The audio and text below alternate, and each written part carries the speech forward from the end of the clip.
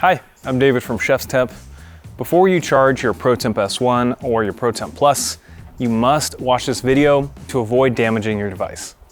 Let's learn how to charge them safely and correctly. For the ProTemp Plus or the ProTemp 2 Plus, always use a 5-volt 2-amp DC charging block.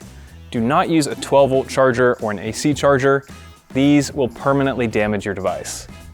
You can easily find a 5-volt 2-amp adapter from your cell phone charger.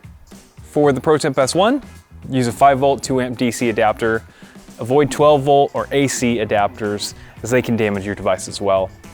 5-volt 1-amp adapter will work, but will charge more slowly. These adapters are easy to find, often with your phone or other electronics around your house.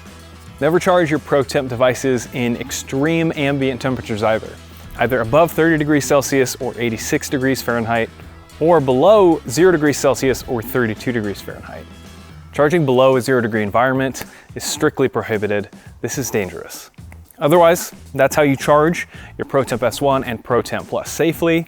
And if you have any issues or questions during charging, you can contact our support team at info@chefstemp.com or join our Facebook community by searching Chef's Temp to connect with other users.